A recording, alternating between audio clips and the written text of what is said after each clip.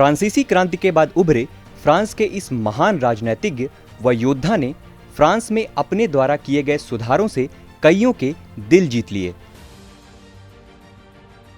पर साथ ही कई लोगों व वर्गों की आंखों में खटकने भी लगा। नेपोलियन अब मात्र एक नाम नहीं बल्कि फ्रांस की पहचान बन चुका था। विश्व इतिहास पर चल रही DIS की इस सीरीज में आप सभी का स्वागत है। मैं हूं दिव्यांश शुक्ला। पिछले एपिसोड में हमने नेपोलियन के उदय व उसके द्वारा किए गए सुधारों पर चर्चा की। अब हम उसके आगे अपनी चर्चा को बढ़ाएंगे। अपने इन सब सुधारों से नेपोलियन का आत्मविश्वास चरम सीमा पर था। लोग उसे हाथों हाथ लेते थे। इन्हीं सब कारणों से 1804 में नेपोलियन ने खुद को फ्रांस का राजा घोषित कर दिया। इस घटना से सारे यूरोप में खलबली मच गई। सम्राट बनने के बाद नेपोलियन की महत्वाकांक्षाएं बढ़ने लगीं और अब वो सारे यूरोप पर फ्रांस का आधिपत्य देखना चाहता था। दरअसल इटली व नीदरलैंड्स के कुछ भाग पहले से ही फ्रांस के कब्जे में थे। इसके साथ ही स्विट्जरलैंड की सरकार एक कठपुतली की तरह नेपोलियन के इशारे पर चलती थी। अब तक नेपोलियन की इस साम्राज्यवादी सोच की भनक इंग्लैंड को लग चुकी थी। इंग्लैंड ने ऑस्ट्रिया तथा रूस आदि राष्ट्रों को मिलाकर एक तृतीय गुट फ्रांस के विरुद्ध बना लिया। हुआ वही जिसका अंदेशा था। नेपोलियन ने ऑस्ट्रिया पर हमला कर दिया। अब चूंकि ऑस्ट्रिया पहले से ही तृतीय गुट का हिस्सा बन चुका था, इसलिए नेपोलियन को अब केवल ऑस्ट्रिया से नहीं बल्कि इंग्लैंड और रूस तीनों से लड़ना था। एक बार फिर नेपोलियन ने अपनी कुशल सेना की मदद से ऑस्ट्रिया को हरा दिया और सभी युद्धों में नेपोलियन ने जीत हासिल की सिवाय एक को छोड़कर, और वह था इंग्लैंड की रॉयल नेवी के साथ लड़ा गया युद्ध। इसमें कोई संशय नहीं था कि इंग्लैंड की रॉयल नेवी उस समय की सबसे बेहतरीन जलसेना थी और नेपोलियन यह बात भली प्रकार से जानता था। इस युद्ध को ट्रफलगार के युद्ध के नाम से जाना जाता है। यह युद्ध एक जल सेना का युद्ध था जो 1805 में लड़ा गया, जिसमें नेपोलियन की सेना को रॉयल नेवी ने हरा दिया। इस युद्ध की हार ने नेपोलियन को थोड़ा पीछे धकेला और उसने ब्रिटेन पर हमला करने की अपनी योजना को फिलहाल स्थगित कर दिया।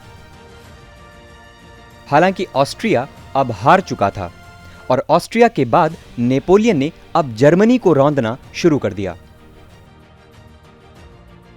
और 1806 में जर्मनी को भी हराकर उसने राइन की संधि करने के लिए विवश कर दिया। इसके बाद 1807 में नेपोलियन ने रूस पर हमला करके उसके भी भागों को अपने कब्जे में ले लिया और रूस को मजबूरन तिलसित की संधि करनी पड़ी। नेपोलियन ने अब तक छोटे बड़े कई देशों को मिलाकर लगभग पूरे यूरोप पर कब्जा जमा लिया था। अब केवल कुछ ही देश उसकी पकड़ से बाहर थे। उनमें ब्रिटेन, ऑटोमन साम्राज्य, पुर्तगाल तथा स्वीडन ही बचे थे, जबकि बाकी देश जैसे रूस, Prussia, Belgium, Netherlands, Spain, Germany, आधुनिक पोलैंड, बाल्कन देश, ये सब नेपोलियन के अधीन आ चुके थे। ये अब तक का फ्रांस का सबसे बड़ा साम्राज्य था जो नेपोलियन ने अपने दम पर खड़ा किया था। लगभग सारे यूरोप का स्वामी बन जाने के बाद भी एक देश नेपोलियन की आंखों में बहुत खटक रहा था और वह था इंग्लैंड।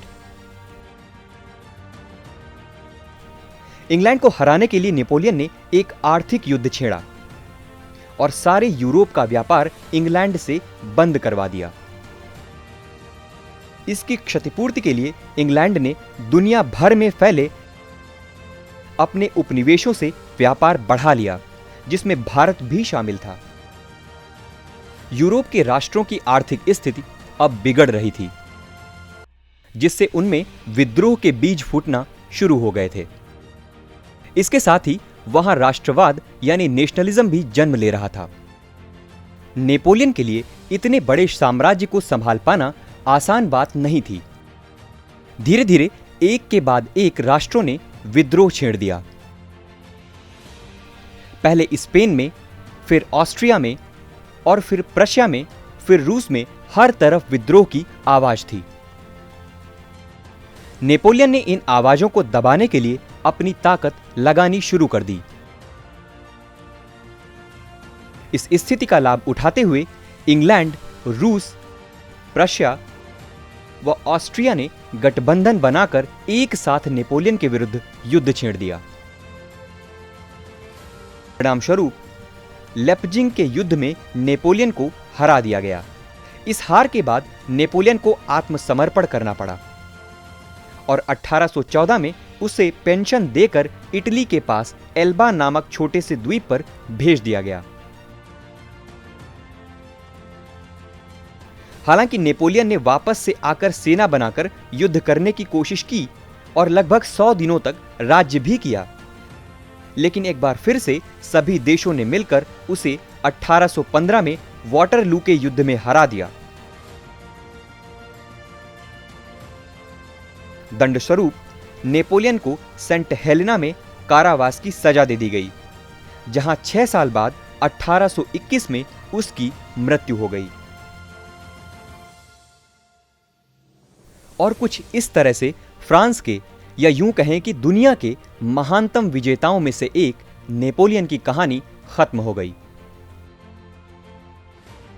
अगर नेपोलियन के जीवन पर एक नजर डालें तो यह पता चलता है कि वो नेपोलियन जो पहले लोगों के लिए एक हीरो की तरह उठा था, बाद में उसकी महत्वाकांक्षाएं इतनी बढ़ गईं कि उसकी सोच साम्राज्यवादी हो गई और अब लोग उसे एक डिक्टेटर या तानाशाह की तरह देखने लगे थे।